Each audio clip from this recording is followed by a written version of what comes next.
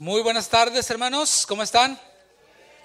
Qué bueno, se ven contentos, se ven bendecidos. Y bueno, vamos a la palabra de Dios. Es una bendición poder estar un domingo más proclamando el Evangelio de Jesucristo. A eso es a lo que he venido yo y es a lo que usted ha venido a escuchar, ¿verdad que sí?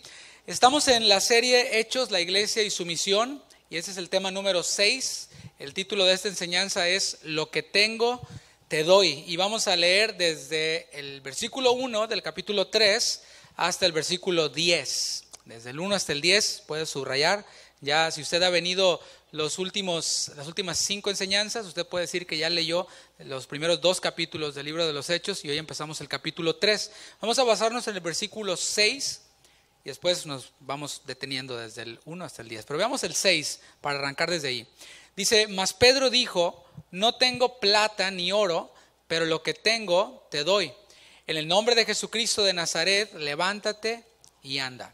Señor, una vez más, te damos tantas gracias por las bendiciones que nos das, por todos los beneficios que recibimos de ti. ¿Cuántas veces, Señor, y cuán a menudo vemos los privilegios como derechos? Pero, Señor, hoy en humildad venimos a agradecerte por esos privilegios que tú nos das, porque sin merecer nos das todas las cosas, como cantábamos. Sin merecer nos has dado la vida eterna, sin merecerlo nos has insertado en tu cuerpo, en el cuerpo de Jesucristo, sin merecerlo nos has hecho rodear de todos estos hermanos quienes proclaman que Jesucristo es el Señor. Muchas gracias, Padre, por cada una de esos preciosos privilegios y bendiciones. Háblanos, Señor, háblanos al corazón. Que sea tu espíritu hablando, tu palabra, dame el denuedo para hablarla sin adulterarla, sino para presentarla tal y como está allí, pues ella es viva, eficaz, más cortante que toda espada de 2 filos. Penetra, divide y que ella sea la que nos redarguya, nos reprenda, nos exhorta. En el nombre de Jesús. Amén. Amén. Esta semana, mientras leía un libro, el cual por cierto le puedo recomendar, es muy bueno, saltó a mi atención algo y quiero leérselo. Dice: a finales del siglo pasado, el centro del cristianismo todavía parecía estar en el Atlántico Norte, en un eje que corría desde Europa hasta los Estados Unidos. Los 2 grandes centros misioneros eran Londres y Nueva York. De manera que, según el autor, cuando pensábamos en misiones, se pensaba en estas partes del mundo, Nueva York, Londres, Europa. Hoy todo esto ha cambiado, hermanos. Y aquí terminé la cita de ese autor para decirle esto. Todo esto ha cambiado en el día de hoy, ¿no lo cree? Por ejemplo, este ministerio en el cual nosotros estamos afiliados, Casa de Oración, es un ministerio hispano, como usted lo podrá ver, fundado en Guadalajara, Jalisco, hace más de 30 años, por nuestro pastor Chuy Olivares. Va a enviar misioneros a Londres precisamente los pastores Raúl y Rocío Borboa, junto con nuestra hermana Janet Arroyo, quienes van a estar con nosotros la próxima semana, Raúl y Rocío. Ellos serán enviados como misioneros, ya oramos por ellos, ya están únicamente en los últimos detalles para emprender esa misión y ese viaje, pero el punto es que un ministerio hispano envía misioneros a Londres.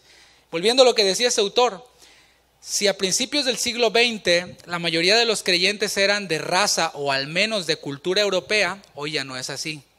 Ahora existen más presbiterianos en Corea que en Estados Unidos. Y esas iglesias coreanas envían más misioneros al resto del mundo que la iglesia de Escocia, madre del presbiterianismo. Aquí termina la cita. Es evidente, hermanos, el cambio de prioridades en lo que este autor cataloga como el centro del cristianismo, o sea, Europa y Estados Unidos. Es impresionante el cambio de prioridades. Iban de exportar misioneros que estaban dispuestos a dar sus vidas. De hecho, a mí me tocó conocer hijos de misioneros americanos que fueron enviados de aquí, los cuales fueron, pues los mataron los nativos de las diferentes regiones a donde iban a predicar el evangelio. Este país enviaba entonces misioneros para que estaban dispuestos a dar su vida haciendo la obra de Dios, y esto literalmente. Y ahora las prioridades son distintas. Ahora este país exporta artistas, cantantes, que piden hoteles de 5 estrellas, que caminan en alfombras rojas y reciben Grammys. Aquí podemos ver el cambio de las prioridades. Y quiero aclarar que no estoy condenando a la iglesia, ¿sí? Porque nosotros somos parte de ella y Cristo va a venir por su iglesia, una iglesia santa. Simplemente estoy exponiendo hechos comprobables sobre un sector de la cristiandad ¿Con qué propósito? Con el propósito de que podamos introducir esta enseñanza desde la reflexión, o sea, reflexionemos en esto. Se dice que Tomás de Aquino, un teólogo y filósofo católico que pertenecía a la orden de los predicadores, este Tomás de Aquino en una ocasión visitó al Papa en Roma y estaban ellos contando grandes sumas de dinero. El Papa se jactó ante Tomás de Aquino y le dijo: ya no tenemos que decir como Pedro, no poseo plata ni oro. A lo que Tomás de Aquino le replicó: tampoco podéis decir con Pedro, levántate y anda. Aquí es en donde arranca el mensaje del día de hoy. La iglesia naciente, la iglesia primitiva, la cual estaba compuesta de pecadores arrepentidos, impactados por el evangelio. Esta iglesia ya era de más de 3,000 personas. ¿Qué tal? Estos 3,000 miembros, según lo que hemos visto ya en los 2 capítulos anteriores, se ocupaban de aprender la doctrina de los apóstoles. O sea, esa era su principal dedicación, aprender la doctrina de los apóstoles, que estaba extraída, por supuesto, desde el testimonio fiel que ellos tenían al haber caminado con Jesús. Se dedicaban a la comunión fraternal en el templo. Se dedicaban a la comunión fraternal saliendo del templo a las casas. Y se dedicaban a la oración. Vamos a ver el versículo 1 del capítulo 3. Dice: Pedro y Juan subían juntos al templo a la hora novena. ¿La de la qué? Pues claro, ¿verdad? Si se dedicaban a la oración, sus actividades tenían que ver con esto, ¿no? Que es la oración. Tenemos aquí una vez más a este personaje. Los primeros capítulos del libro de los Hechos nos hablan abundantemente acerca de este Pedro. Y esta vez Pedro está acompañado por Juan, el otro apóstol. Pedro y Juan, hermanos, si es interesante esto, seguían siendo judíos. Ellos no habían dejado de ser judíos. Practicaban aún las costumbres que cualquier judío practicaba. El hecho de ser apóstoles, y esto es importante, el hecho de ser apóstoles no los hacía exentos de las prácticas y de las responsabilidades de quienes no eran apóstoles. ¿Te fijas? Es decir, aquí vemos en este relato que iban ellos dos. O sea, no vemos que iba un grupo, sino que iban ellos dos. Ellos poniéndose como ejemplo. No eran como aquellos pseudo líderes que dicen congréguense, pero ellos no se congregan, ¿verdad? O sea, nada más van a la reunión más concurrida el domingo y no se aparecen más. Pero sí se paran y dicen congréguense, pongan en disciplina a sus hijos, y sus hijos son un desastre. ¿Sí se entiende? Ellos no se congregan porque no sé de dónde sacamos que el liderazgo está exento de cumplir con las expectativas que cualquier otro creyente tiene. No es así, hermanos. Nosotros, quienes tenemos un tipo de autoridad de liderazgo en la iglesia, también estamos incluidos. O sea, también ofrendamos, también diezmamos, también ponemos en disciplina a nuestros hijos, también estamos bajo autoridad, igual que cualquier otro mortal, decía un amigo mío, ¿no? Igual que cualquier otro creyente quien no es un líder. Pedro y Juan estaban juntos, y esto hay que resaltarlo, estaban juntos, ¿verdad? No eran llaneros solitarios.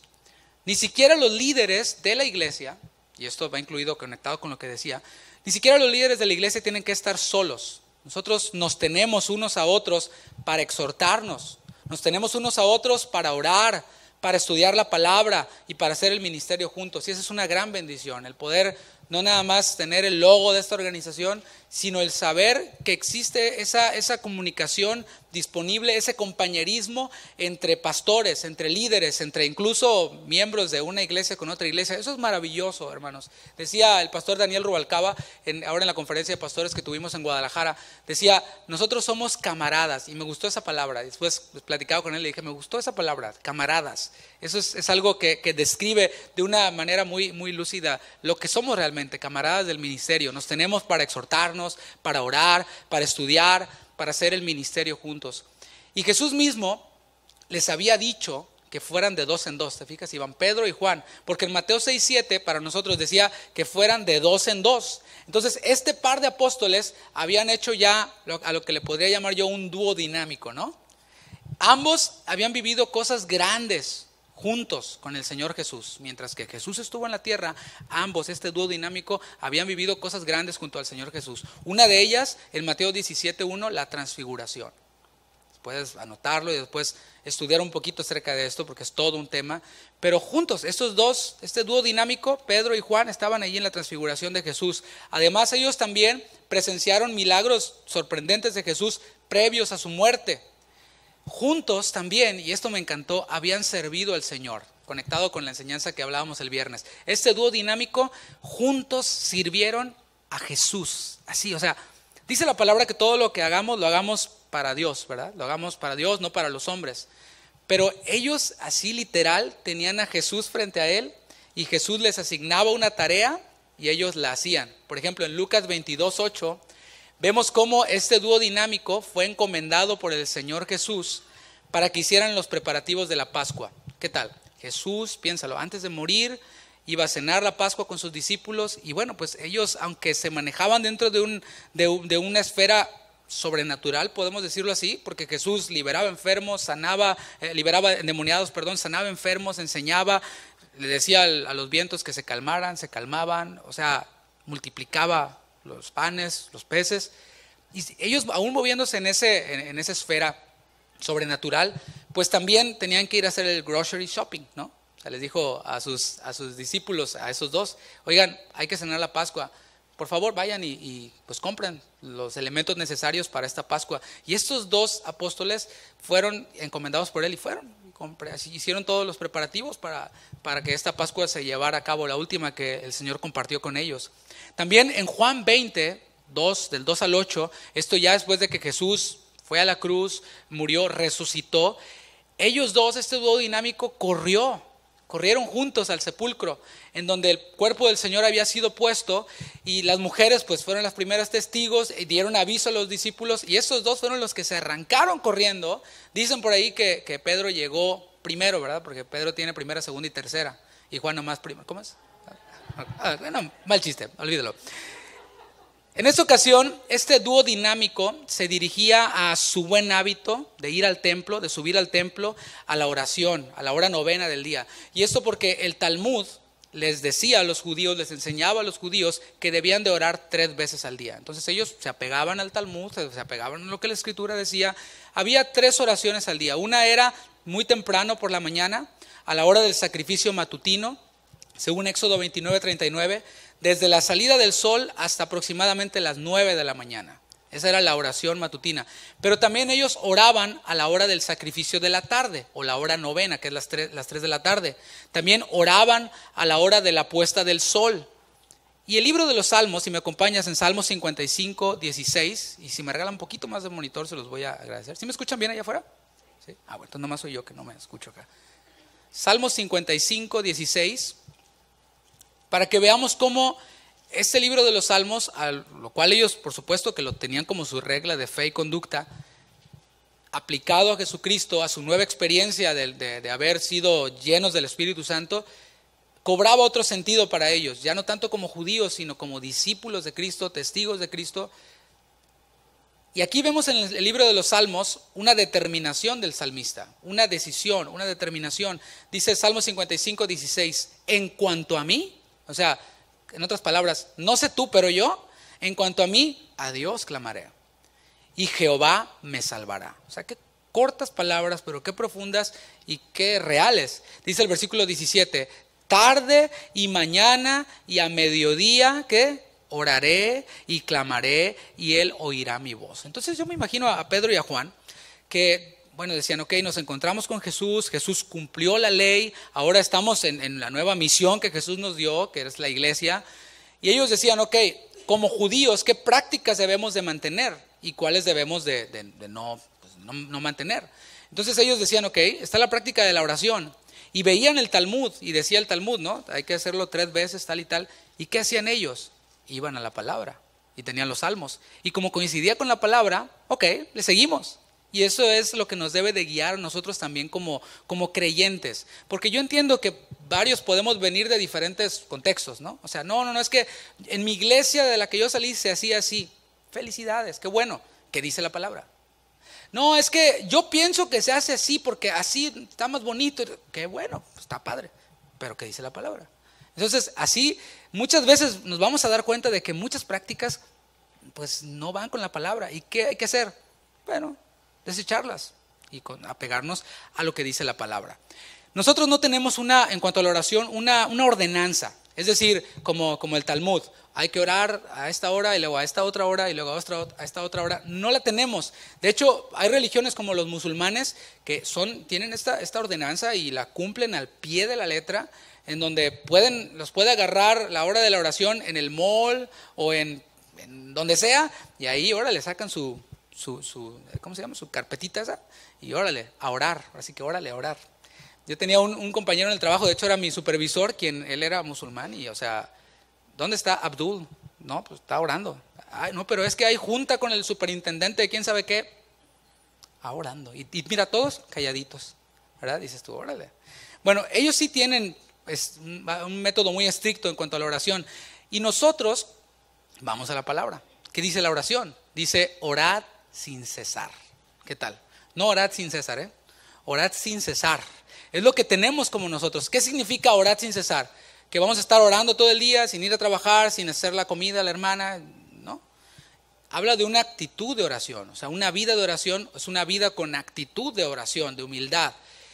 Pero sí es bueno que nosotros como creyentes separemos tiempos especiales para esta práctica piadosa de la oración, ¿no cree? Vamos al versículo 2 de Hechos 3. Dice, y era traído un hombre cojo de nacimiento, a quien ponían cada día a la puerta del templo, que se llama La Hermosa, para que pidiese limosna de los que entraban al templo. Algo que me llamó mucho la atención es esto. Si has visto limosneros, casi siempre están cerca de una iglesia, ¿verdad? Casi siempre, o afuera de las iglesias, de los templos. Nunca están fuera de los antros, ¿quién sabe por qué, verdad? Afuera de las cantinas, siempre afuera de los templos. ¿Por qué? Bueno, pues porque se supone que las personas quienes van al templo, pues son personas que se entiende que van a ser más sensibles a una necesidad, ¿no? Aquí tenemos ahora a otro protagonista, al cual, si te fijas, Lucas, el autor del libro de los Hechos, no le asigna un nombre, no nos dice, el cojo de nacimiento se llamaba tal. No, porque no lo considera relevante. Lo que sí nos dice es su condición. ¿Cuál era su condición? Era cojo, y esto, cojo no es que él no caminaba bien, es que era minusválido completamente, no podía caminar. Desde que nació no podía caminar. También nos dice en el versículo 22 del capítulo 3 que este hombre tenía 42 años de edad. ¿Alguien tiene aquí 42 años de edad? No levante la mano. Pero si tienes 42 años o cerca, imagínate toda tu vida sin caminar. ¿Qué tal? Este varón tenía 42 años sin poderse valer por sí mismo para desplazarse de un lugar a otro, para caminar. Dependía de otros para poder desplazarse. Y este enfermo era traído por otros a una puerta del templo que se llamaba La Hermosa. Aunque no tenemos certeza exactamente cuál puerta del templo se está refiriendo acá, es muy probable que se refiera a la puerta que los rabinos llamaban la puerta de Nicanor. Esta puerta estaba al lado este del atrio de las mujeres, que servía de acceso al atrio de los gentiles. En otras palabras, si no me entendiste mucho, era una puerta que tenía una posición privilegiada, estratégica. ¿Para qué? Era favorable para el mendigo. ¿Por qué? Porque desde allí todos tenían que pasar, todos pasaban. Entonces al haber más clientes, ¿verdad? O más personas que pasaban, pues había más posibilidades de que le dieran más dinero. Ahí y le cuento una experiencia personal. Cuando yo estaba estudiando en la universidad, pues tú sabes, ¿no? Los que estudian administración de empresas agarran como side jobs haciendo, no sé, las cuentas en un negocio. Los que estudian medicina, pues trabajan en una farmacia para ayudarse con sus estudios y todo esto. Bueno, yo estudié la licenciatura en música. Entonces, ¿qué cree que hacía como side job? Pues necesitaba dinero, me fui a cantar a los camiones, ¿verdad? Usted sabe, el glamour, todo lo que da, ¿no? Yo soy de una ciudad muy caliente y era al empezar a aprender esa chambita que me ayudaba con mis estudios, pues fue un desastre, porque como no sabía, me subía a la hora que había mucha gente en el camión y pues no se podía ni caminar, ni cantar, ni menos pasar entre unos con otros para que te dieran tu ayudita, ¿no? Entonces, poco a poco le vas agarrando la onda y hay ciertos horarios en los cuales sí hay gente en el camión, pero pues no se presenta este problema de que no te puedes ni mover. Así que le encuentras la estrategia. Así que eso es lo que este hombre hacía. Tenía una estrategia para poder estar más favorecido y que pudiera obtener mejores ayudas, ¿no? Mejores donativos o limosnas. Los judíos piadosos sabían que Dios les había mandado a ocuparse de los pobres. O sea, Dios les había mandado eso, ocúpense de los pobres. Así que quienes verdaderamente iban con una actitud de buscar a Dios al templo, lógicamente iban a mostrar generosidad por los mendigos inhabilitados. ¿Cuál era la ocupación de este hombre cojo de nacimiento? Pues vamos a verla, era pedir limosna, ¿no? Y era completamente aceptable que este hombre, a causa de su condición de no poder caminar, pidiera dinero, porque no podía trabajar. Imagínate, como no podía moverse de un lado a otro, no había sillas de ruedas, no había eléctricas, menos, o sea, no había, dependía de otras personas, entonces los que lo movían tenían que ir a trabajar también. Entonces él prácticamente no podía generar ningún tipo de recurso para subsistir.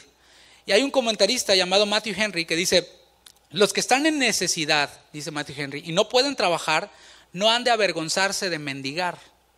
Una muestra de nuestra sincera devoción a Dios cuando vamos a su casa es la disposición a ser generosos con quienes pasan necesidad, dice Matthew Henry. Lástima que muchas veces haya tunantes. Un tunante es alguien quien es astuto y hábil para obrar en beneficio propio. ¿Entiendes? Un tranza. Y dice, continúa diciendo Matthew Henry: lástima que muchas veces haya tunantes que se hacen pasar por necesitados cuando no lo están. Pero es mejor dar de comer a 10 zánganos que dejar morir de hambre a una sola abeja. Me encantó cómo lo dice Matthew Henry. Vamos al versículo 3 de Hechos 3. Dice, cuando vio a Pedro y a Juan que iban a entrar en el templo, les rogaba que le diesen limosna. Es posible que esta oración, o sea, este tiempo de la oración fuera la oración más concurrida del día. Pues no era ni tan temprano ni tan tarde, era perfecta, ¿no? Era la más concurrida del día. Pero el cojo, en medio de tanta gente, fijó su mirada en Pedro y en Juan. ¿A ti te parece casualidad esto? A mí no. Yo creo que algo distinto vio en Pedro y en Juan, de en medio de la multitud, este cojo. Algo vio en ellos. No sé si a ti te ha ocurrido en alguna vez que alguien se acerca y te pregunta: oye, ¿eres cristiano? Y tú, ¿por qué? ¿No? Pues no sé, veo algo diferente en ti. Y no nada más el pececito que está en tu carro atrás, ¿verdad? Sino veo algo diferente en ti. Y ojalá que eso ocurra en nosotros, no lo del pececito, sino que se acerquen y nos digan: oye, ¿tú eres cristiano? ¿Tienes algo distinto? Este cojo mendigo les rogaba. O sea, no les estaba exigiendo, no les exigía y decía: dame dinero, eso es un asalto. No, él estaba rogando con una actitud de humildad, la cual Dios no desecha. Una actitud humilde Dios no desecha. O sea, con un ruego les decía: pues denme algo, denme una limosna. La palabra limosna es la palabra elemosune en griego, que se relaciona con elemón. Y es interesante, les digo el significado, porque significa misericordia. O sea, la palabra limosna, elemón, significa misericordia, significa piedad, significa particularmente dar ayuda. Eso es la palabra limosna. Entonces este hombre pedía, el traductor nos dice limosna, pero ellos entendían, les pedía misericordia. Tengan misericordia de mí. ¿Qué te parece esa actitud? Pedía piedad. Tengan piedad, así como cantábamos hace rato, le cantábamos al Señor, ¿verdad? Ten piedad de mí. Él pedía misericordia, pedía piedad, reconocía su incapacidad, reconocía que no podía valerse por sí mismo. Esa actitud la Biblia le llama contrito, ser inhabilitado por mí mismo. Él no se podía parar y decir: ahorita, pues, si no les gusta, ahorita me voy, tengo muchas opciones, y no. Él estaba inhabilitado, contrito, humillado, diciendo: tengan misericordia de mí, tengan piedad de mí. Versículo 4. Pedro con Juan, fijando en él los ojos, les dijo: míranos. Pedro y Juan, hermanos, algo que atrae nuestra atención es que ellos llevaban su agenda, ¿verdad? Llevaban su agenda, que era ir a orar, pero al ver esta actitud de humildad, que rogaba y que clamaba por misericordia, por piedad, se detuvieron, pararon, interrumpieron su agenda. Muy diferente a la actitud la cual Jesús describió en la parábola del buen samaritano, ¿te acuerdas? Que pasó un sacerdote, ¿verdad? Y no volteó. Pasó un levita y nomás no volteó. Pero estos dos hombres, quienes habían caminado con Jesús, quienes habían recibido directamente esa parábola, ¿te imaginas? Ellos la oyeron en vivo. No la oyeron en SoundCloud, ni en YouTube, ni en Facebook Live, no. escucharon en vivo de Jesús, así que la pusieron en práctica inmediatamente, camino al templo, ven esta necesidad, esta actitud, y también recordando la enseñanza que vimos hace 2 semanas, 2 viernes, en la cual Jesús sanó a un tartamudo sordo, ¿te acuerdas? Jesús tuvo misericordia de este tartamudo, se identificó con su dolor, y Jesús dijo éfata, ¿verdad? Fue sanado este hombre. Pedro tenía claro el mandato que Jesús le había dado cuando le restauró. Acompáñame a Juan 21:15, porque acuérdate, hay que filtrarlo desde los personajes quienes son protagonistas en esta narración bíblica. ¿Quién era Pedro? Jesús le había dicho a Pedro un llamado, le había dicho a Pedro que hiciera algo, que se ocupara de algo. ¿Cuándo? Cuando le restauró. Pedro había negado al Señor, había confiado en su propia justicia. Ese fue el gran error de Pedro, ¿eh? El gran error de Pedro no era que era muy atrabancado, muy impulsivo. No, eso está bien, ¿no? O sea, yo prefiero a alguien atrabancado que a alguien que le pida permiso a la derecha para mover la izquierda, ¿no? ¿No? O sea, así en nuestros hijos, ¿no? En tu trabajo, dices tú, así como que te dan ganas de despabilate, ¿no? O sea, es preferible a alguien quien se avienta y la riega a alguien quien, oye, pues se cayó. Sí, se cayó, ¿no? ¿Tienes pomada para los piquetes de moscos? No, ¿por qué? Es que ahí está uno, ¿no? O sea, me va a picar y no voy a hacer nada para que me pique, ¿no? O sea, es preferible una actitud así emprendedora como Pedro. Pero el gran error de Pedro no fue que era emprendedor, que era lanzado, sino que confió en eso. Confió en sus habilidades naturales, confió en su propia fe. Y ahí es donde nosotros debemos de tener cuidado. La palabra dice, el que cree estar firme, mire que no caiga. Pedro decía, no, aunque todos te nieguen, yo no te voy a negar. Tranquilo, Pedro. Ya cuando venga la hora de los trancazos, vemos, ¿no? Pedro confió en su propia justicia, falló, negó al Señor, se arrepintió. Cuando tuvo la oportunidad de ver a Jesús, corrió a él, se bajó de la barca, se puso la túnica y corrió a Jesús. Y Jesús le restauró, diciéndole, Pedro, ¿te acuerdas? ¿Me amas? ¿Qué le dijo? Ahí está en Juan 21:15. Cuando hubieron comido, Jesús dijo a Simón, Pedro, Simón, hijo de Jonás, o sea, diciéndole, no te olvides que eres hijo de Jonás, tú no eres el primer papa ni nada de eso, olvídate de eso. Hijo de Jonás, ¿me amas más que estos? Le respondió, sí, Señor, tú sabes que te amo. Jesús le dijo, apacienta mis corderos. Pedro tenía claro ese mandato. Cuando salió y vio la necesidad, él tenía claro cuál era su mandato. ¿Cuál? Apacentar a los corderos del Señor. Pedro no vio a un limosnero ahí. Pedro no vio a alguien que pedía dinero. Pedro vio a un cordero. Pedro vio a un hijo de Dios que estaba en necesidad y recordó el llamado que el Señor le dijo, apacienta mis corderos, y tampoco creo que se haya acordado tanto del llamado, se habrá acordado de ese momento en el cual Jesús le restauró, Jesús le perdonó, y eso es lo que nos impulsa a servir a Dios en cualquier área de nuestra vida. Desde ahí es de donde fluye, el Señor me perdonó, era yo indigno, era yo perdido, pero por su gracia soy lo que soy, decía Pablo. He trabajado más que los demás, pero no yo, sino la gracia de Dios en mí.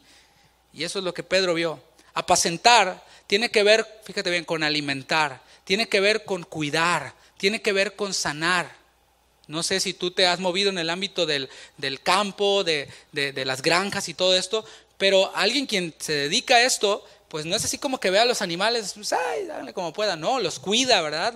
Los pone su veterinario, los alimenta bien, los sana cuando están enfermos, etcétera, ¿no? Eso es lo que tiene que ver con apacentar. Así que esta necesidad cuadraba perfectamente con el llamado de Pedro. Al detenerse Pedro y Juan, fijaron sus ojos en él. Es decir, le prestaron toda su atención. ¿Qué tal? ¿Podríamos sacar algún principio de aquí? Pedro y Juan no tenían un plan o agenda de ir y hacer milagros, ¿verdad? Ellos salieron del aposento alto, yo creo que es donde estaban, no sé dónde estaban exactamente, pero salieron a orar, ¿verdad? Ellos no salieron y dijeron, vamos Pedro, no le dijo Juan a Pedro, vamos Pedro, vamos a hacer milagros, órale, a ver quién hace más milagros, ¿no? No, y tengo más puntos yo que tú, y no, nada de eso. No dijeron a las 8 en el templo, no, a la hora novena en el templo, ahí nos vemos, noche de milagros, vengan y vean el poder de Dios que se va a manifestar. No, ellos salieron a su camino, así nosotros como hijos de Dios, pues no tenemos la agenda de lo que va a pasar. pero sí vamos dispuestos a hacer la obra de Dios. En su caminar espiritual vieron una necesidad y se detuvieron. ¿Para qué? Para prestarle atención al necesitado de manera individual. Porque, ¿has visto esto? Había muchos necesitados ahí. Yo no creo que era el único hombre que pedía limosna, ¿no crees? Yo no creo que era el único. Había muchos otros, pero ellos prestaron atención individualmente en este hombre. Pedro le dijo al cojo, leímos, míranos. O sea, lo miraron y Pedro le dijo al cojo, míranos. Él no se dejó llevar únicamente por la actitud de mendicidad.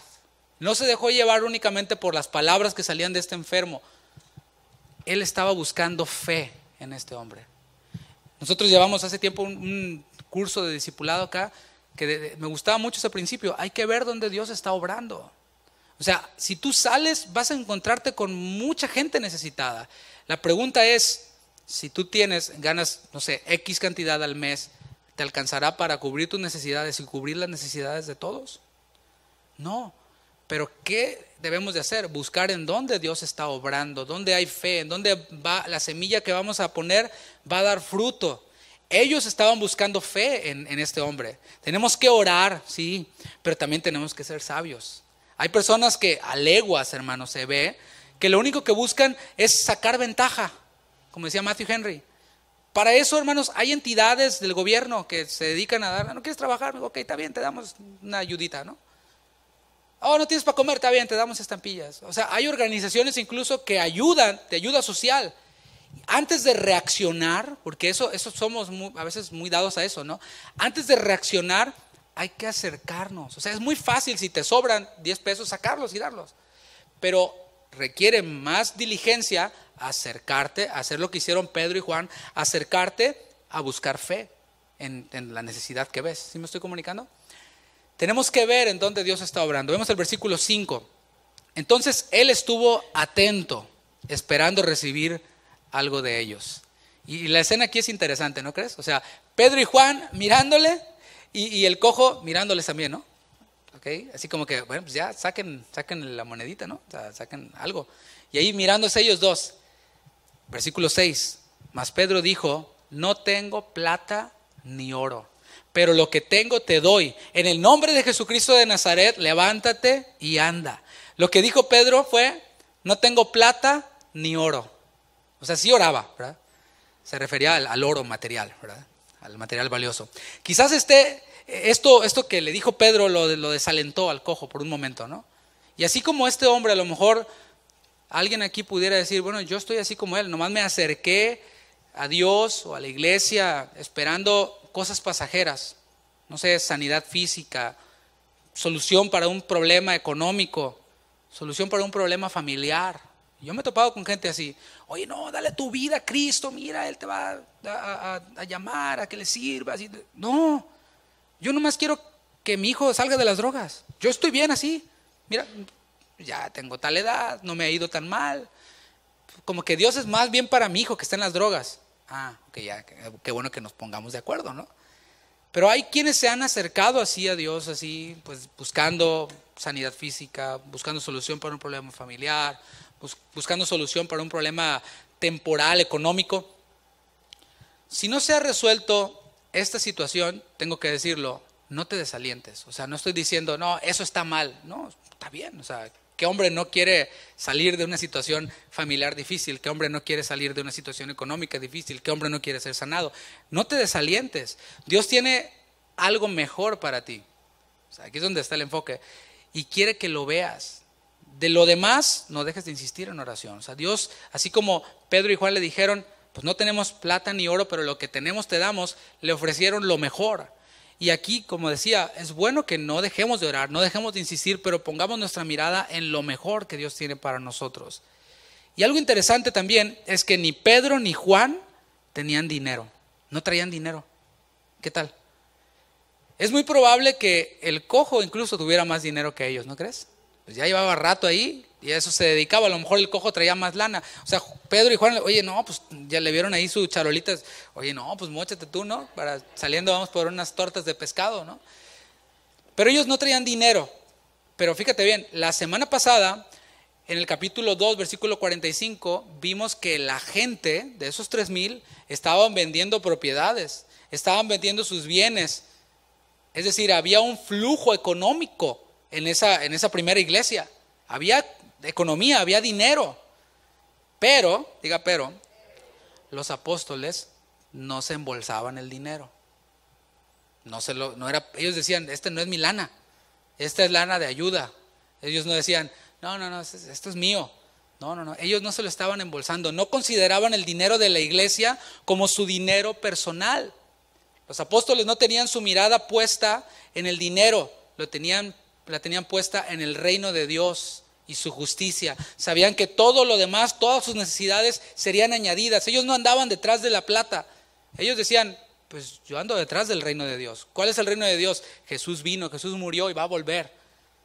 Y ellos se dedicaban a eso y sabían, pues Jesús dijo, el maestro no dijo que lo demás vendría por añadidura. Y ciertamente nada les faltó. Aunque en el momento no traían nada, pero nunca nada les faltó. Ellos vivían una vida de fe. Cuando iban caminando con Jesús, oye, que los impuestos, no sé qué, ¿traes para los impuestos? Y Pedro, sí traigo. Y luego, saca, Señor. No traigo. Entonces sacaron del pez, ¿no? Lo del impuesto. O sea, ellos sabían lo que era vivir por fe, caminar por fe.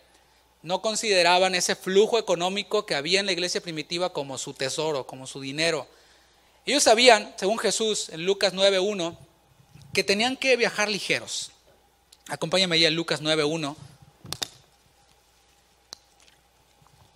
No sé qué versión tengamos ahí, pero lo voy a leer yo en la Valera Contemporánea.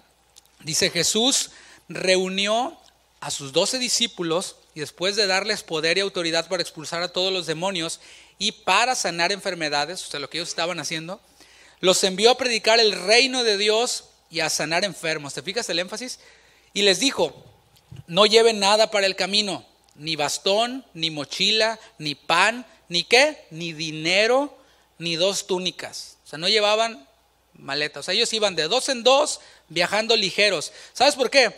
Porque no se necesita dinero para sanar a un enfermo. No se necesita dinero para sanar a un enfermo. ¿Qué tal? No traían lana con ellos, pero ¿qué tenía Pedro? Puede que tú no tengas un título teológico.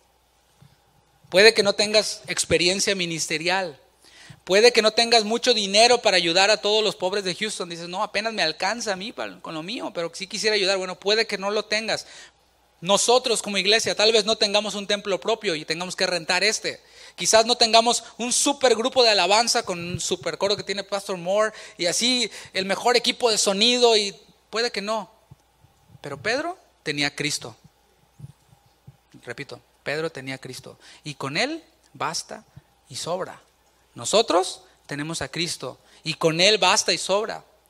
Porque para hacer la obra de Cristo, ¿qué crees? Se necesita a Cristo y nada más. ¿Qué tal? No necesitas dinero. Para hacer la obra de Cristo, yo necesito a Cristo. Podrá no haber dinero aquí, acá, en el tesoro de la iglesia, muchos millones, pero tenemos a Cristo y no necesitamos nada más. ¿Cuántos dicen amén?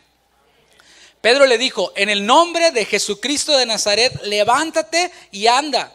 Esta era la autoridad que ellos habían recibido de Jesús. Cuando digo tenemos a Cristo, no digo algo romántico. Tenemos la autoridad de Cristo. Jesús le dijo, me serán testigos en Jerusalén, en Judea, en Samaria, hasta lo último de la tierra. Van a sanar enfermos, van a liberar demonios. Todo esto era la autoridad que Jesús les había impartido. Y ellos decían, ¿para qué quiero dinero? ¿Para qué quiero más? Y es la misma autoridad que tenemos nosotros, tú y yo. ¿Cuántos lo creen?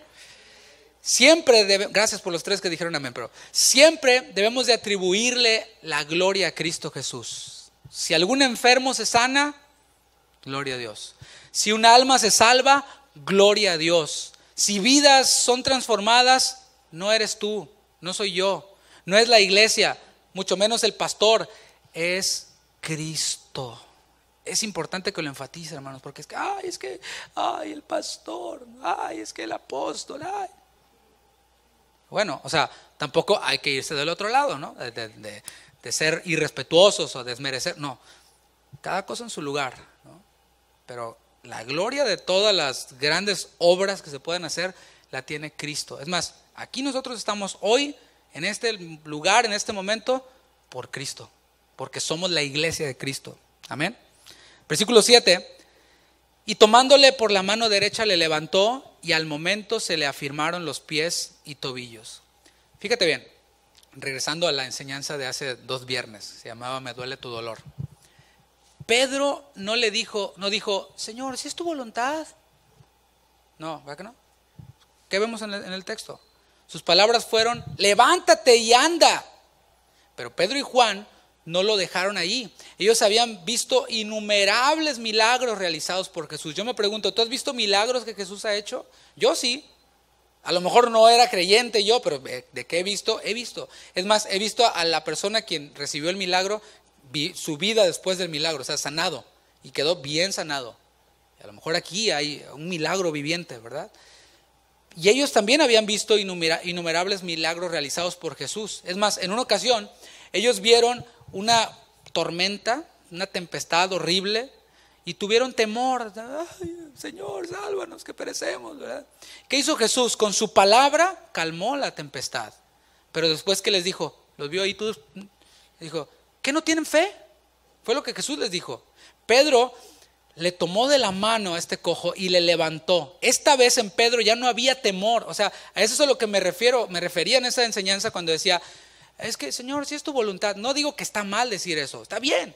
De hecho, si es su voluntad, Dios lo va a sanar, pero eso no nos da licencia a nosotros para no tener fe. En nosotros debe de permanecer esa fe y decir, yo creo que Dios le puede sanar porque mi Dios es poderoso. Si es su voluntad, pues sí es su voluntad, pero ¿cómo sé si es su voluntad o no? Si nomás oro una vez y digo, ¿es su voluntad, Señor? No se sanó, no es su voluntad. No, síguele, te vas a dar cuenta si es su voluntad cuando ya Dios te diga en su palabra, hey, párale, tengo un trato con esta, así específicamente, pero hermano, es realmente poco probable, o sea, son más las probabilidades que hay de que Dios te diga, síguele. Dios a veces prueba nuestra fe de esa manera. Prueba nuestra fe de esa forma. Y yo creo en todo el consejo de Dios. Yo creo que Jesús es el mismo ayer, hoy, siempre. Él sanó al cojo, pero puede sanar a un cojo acá también. Yo voy a orar con fe. Y a lo mejor no se sana cuando yo diga, ¿verdad? Se sana cuando el Señor quiera.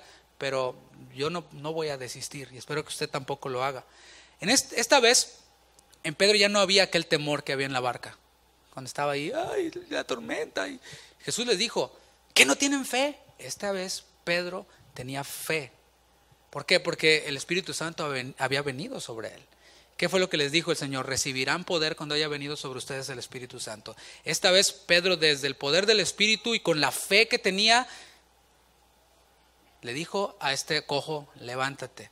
Entonces vemos aquí dos cosas importantes que se conjugan, o varias, no son dos, son varias. La autoridad de Jesús por un lado, la fe del apóstol y la fe del enfermo. Autoridad de Jesús, fe del apóstol, fe del enfermo, igual a un milagro. Eso es lo que vemos aquí. ¿Qué tenemos nosotros? ¿Tenemos la autoridad de Jesús? Sí. Fe de quien ora por el milagro, cada quien sabe. Fe del enfermo, también solo el enfermo lo sabe. Pero ahí es donde llegamos nosotros a un milagro. El Señor siempre requiere de material para poder trabajar. De otra manera, estamos ante magia. Pero siempre el Señor requiere de materia prima para obrar el milagro. Aquí es donde la autoridad de Jesús, la fe de Pedro y la fe de Juan se combinaron con la del enfermo. Versículo 8. Y saltando, o sea, da la mano y en ese momento salta el cojo. Se puso en pie y anduvo y entró con ellos en el templo, andando y saltando y alabando a Dios. El enfermo, hermanos, se podría haber quedado allí, ¿no? Es así como que lo ve, míranos, lo ve, no tengo plata ni oro, sino lo que tengo te doy, levántate, y el cojo se queda ahí. No, él puso un esfuerzo de su parte, saltó, por un lado Pedro le levantó y por otro lado el cojo saltó, hizo algo. Nunca había caminado en 42 años, no tenía la experiencia, pero algo interno, no sé, se movió en él, fluyó desde su corazón y saltó. En ese momento, en el momento que estas dos cosas se conjugaron, sus pies fueron restaurados.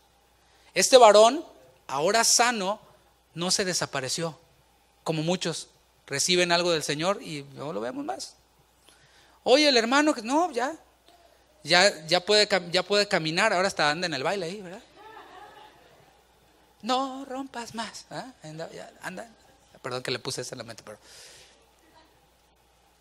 no desapareció, el cuerpo fue restaurado y ahora ese cuerpo restaurado no era usado para bailar payaso del rodeo. Era usado para glorificar a Dios. Usó sus pies sanados para ir al templo. Y dice también que saltaba, dice que alababa a Dios. Pedro y Juan tampoco se quedaron allí, ¿verdad? Pedro y Juan no se quedaron ahí ante el milagro, se tomaron selfies, ¿verdad? Antes del milagro, aquí Instagram, ¿no? Sanando un cojo. Ya se sanó, like, no. Nada de eso. Ellos tampoco se quedaron ahí. Tampoco se quedaron para que el milagro los acreditara como grandes hombres ungidos y dijeron, miren, hey todos, vean el milagro. ¿Qué tal? Pedro y Juan, ¿qué huele? Los ungidos. Llámeme al 1-800, está el ungido y reciba su milagro ahora mismo. No, nada de eso, nada de eso. ¿Qué hicieron ellos? Entraron junto con el sano ahora al templo. ¿Para qué? Seguía el plan.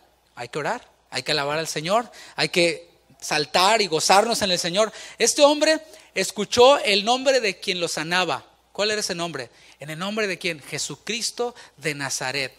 Y mencionó la región de Jesús. ¿Para qué? Porque seguramente este cojo, acuérdate que Jesús estuvo muchas veces en el templo. Y las personas quienes atendían al templo eran personas que lo hacían regularmente. Entonces era imposible no haber oído antes de Jesús de Nazaret, si eras una persona que estaba seguido en el templo. Así que Pedro no le dijo, mi gran unción, mi gran poder, Jesús de Nazaret, de quien has oído, Él es quien está haciendo esto.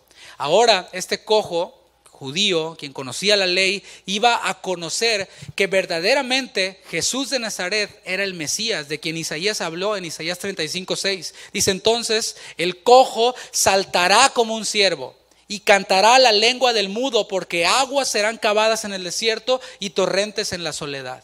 ¿Qué tal? ¿Ha hecho algo Dios en tu vida? Sin duda el milagro más grande es el de la vida eterna, ¿no crees? Eso es lo que nos mueve para alabar a Dios. Hermanos, yo me he dedicado y digo dedicado porque hasta de lleno a esto, ¿no? A dirigir alabanza por años, desde que la guitarra estaba más grande que yo.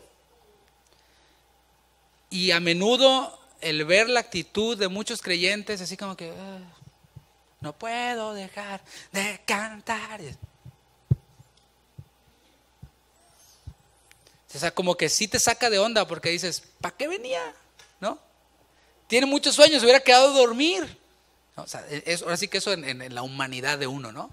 Pero ya con el filtro pastoral, ya dices, pues el hermano anda frío en su comunión con Dios, tiene un problema, a lo mejor le duele el estómago. Muchos factores pueden ser, ¿no? Entonces, lo ves desde la misericordia.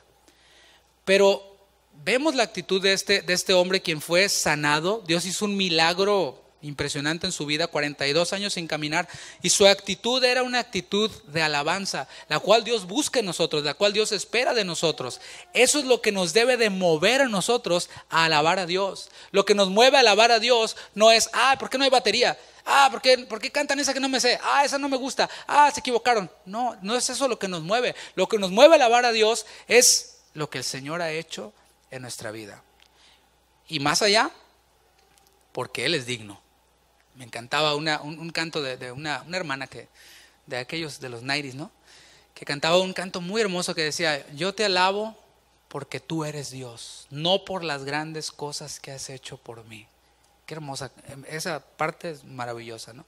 Te alabo porque tú eres Dios, no por las grandes cosas que has hecho en mí. O sea, esas sí, claro, cuentan, pero porque tú eres digno, porque tú eres Dios. Y dice el versículo 9, y todo el pueblo le vio andar y alabar a Dios. Dentro del templo, todos quienes venían cada día a la oración, eran las mismas personas, tal vez con cierta apatía, ¿verdad? Venían al templo con apatía, quizás venían con así como que pues, hay que cumplir con la oración, ¿verdad?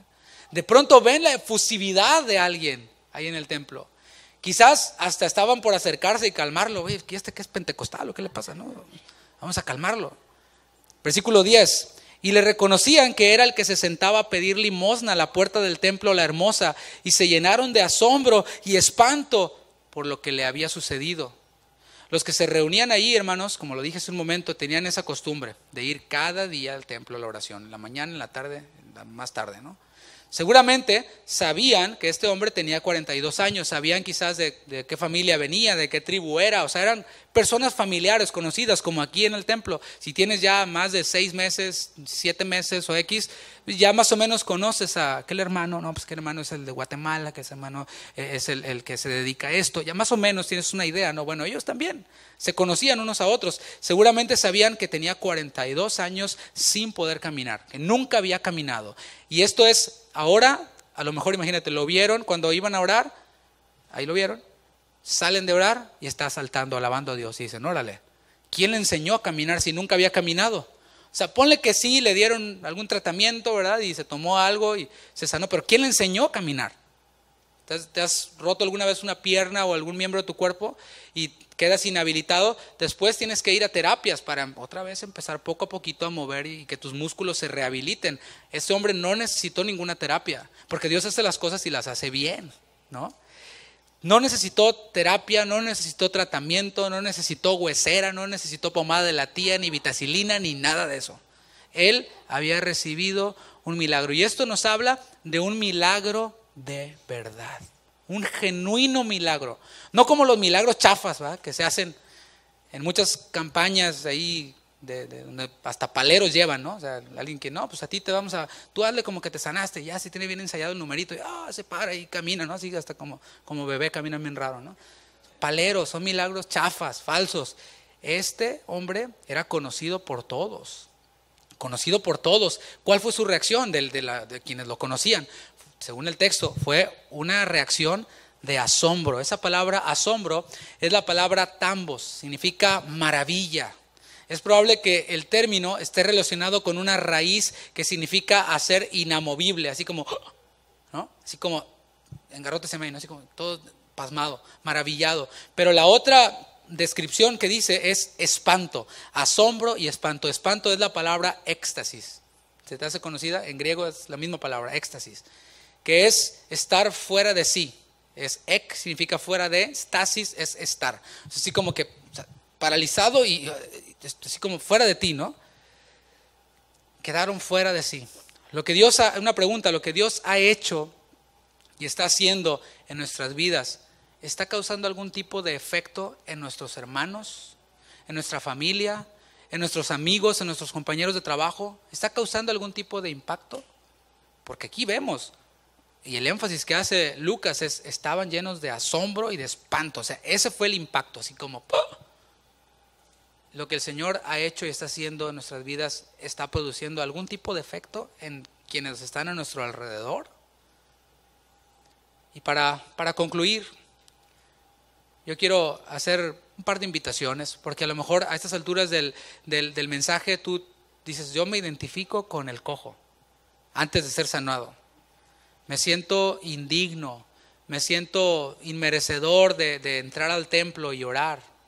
Es decir, a este hombre lo traían hasta la puerta, no lo metían hasta el templo.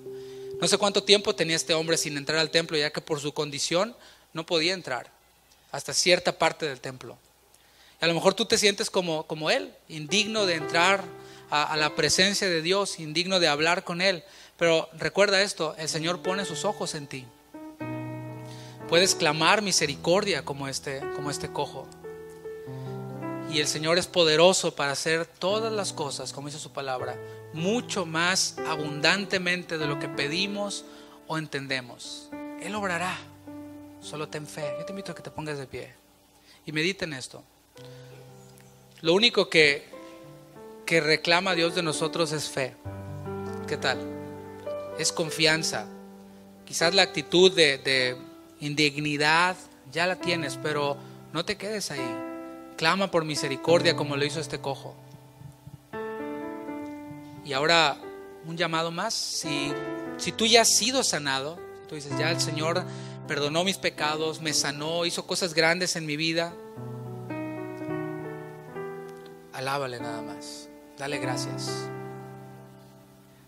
Dale gracias. Pero sobre todo, hermano, si ya tú estás desde esta condición de sanado, de restaurado, hay que mirar a nuestro alrededor. Hay que mirar a nuestro alrededor.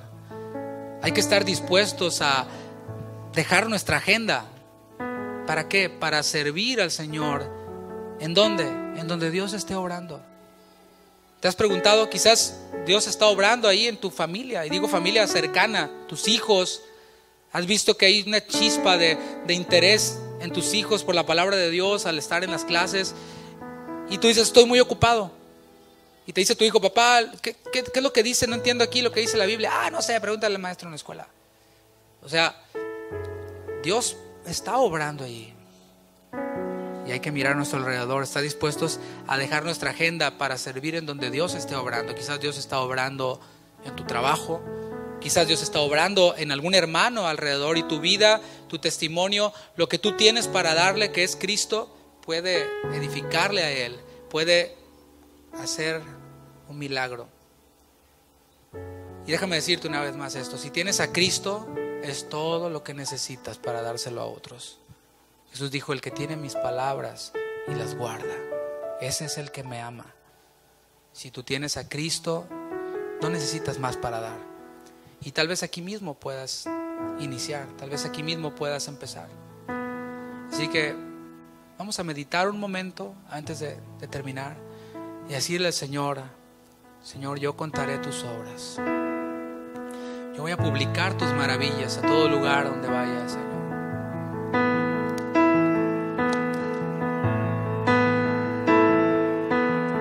Cuán grandes cosas ha hecho el Señor conmigo.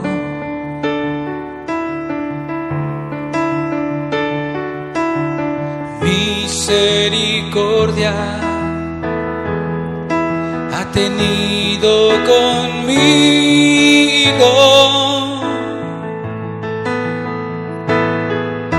Soy perdonado, su mano tomó la mía, así como ese cojo. Me ha levantado, tengo luz y un nuevo día. Yo contaré tus obras, publicaré tus maravillas, proclamaré tu gloria.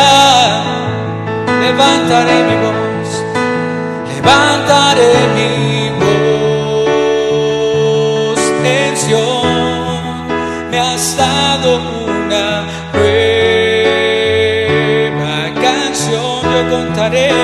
Yo contaré tus obras, publicaré tus maravillas, proclamaré tu gloria. Levantaré mi voz en Sión. Me has dado una nueva canción de redención.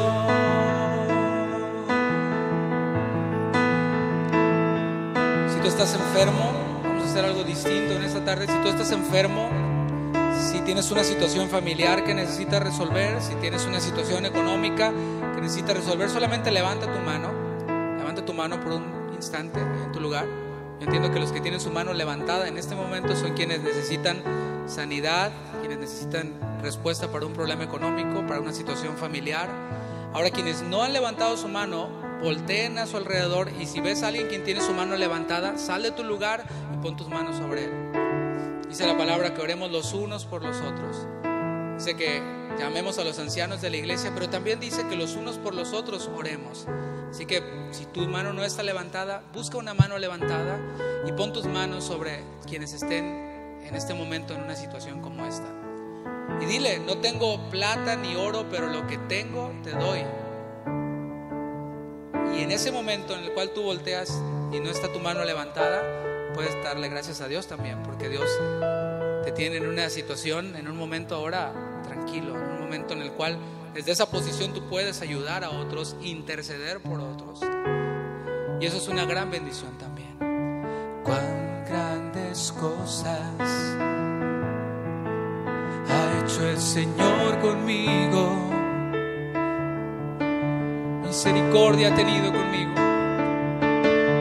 Misericordia ha tenido conmigo. Soy perdonado. Soy perdonado. Soy perdonado y sanado. Su mano tomó la mía. Me ha levantado. Me ha levantado. Tengo luz y un nuevo día.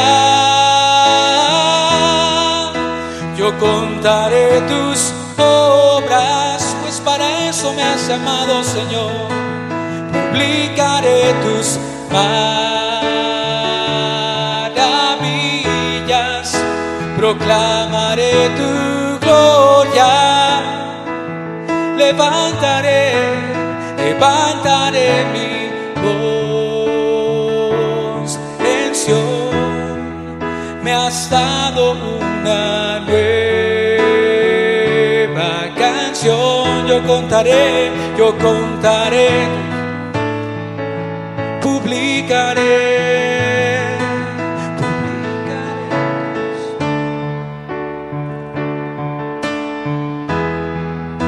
Proclamaré, levantaré mi voz en Sión. Me has dado una nueva canción de redención. Gracias, Señor.